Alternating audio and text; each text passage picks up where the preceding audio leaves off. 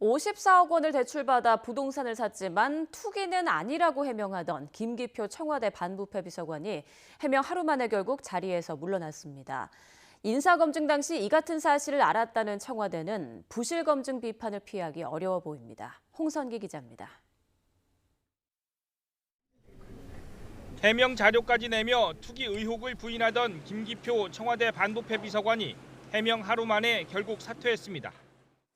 반부패 비서관은 투기 목적으로 부동산을 취득한 것이 아니더라도 국민이 바라는 공직자의 도리와 사회적 책임감을 감안할 때 더 이상 국정 운영에 부담이 되어서는 안 된다라는 뜻을 밝혔습니다.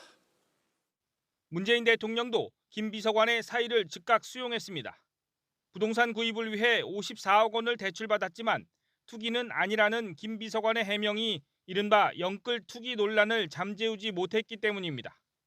청와대 고위 관계자는 해명이 국민을 납득시키지 못했다면 인사권자는 국민 눈높이에 맞는 조치를 취하는 것이 마땅하다고 말했습니다. 사실상 인사권자인 문 대통령이 김 비서관을 경질한 셈입니다.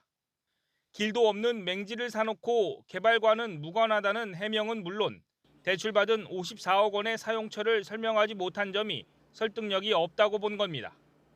문제는 이 같은 사실을 김 비서관 임명 당시에 이미 청와대가 알고 있었다는 점입니다. 청와대는 인사검증 당시 부동산 내역과 자금 조달 방식을 확인했지만 투기 목적은 아닌 것으로 판단했다고 설명했습니다. 그때는 문제가 없다고 보고 임명해놓고 이제 와서 국민 눈높이를 이유로 경질했다는 건데 비판이 제기될 수밖에 없는 대목입니다. 청와대는 부실검증 지적에 대해서는 인사검증 시스템이 완전하지 않다고 강조하고 비판을 겸허히 수용한다고 밝혔습니다. 청와대는 인사검증 시스템의 한계를 호소했지만 청와대의 검증 눈높이가 국민 눈높이와 맞지 않는 것은 아닌지 되짚어볼 대목입니다. YTN 홍성기입니다.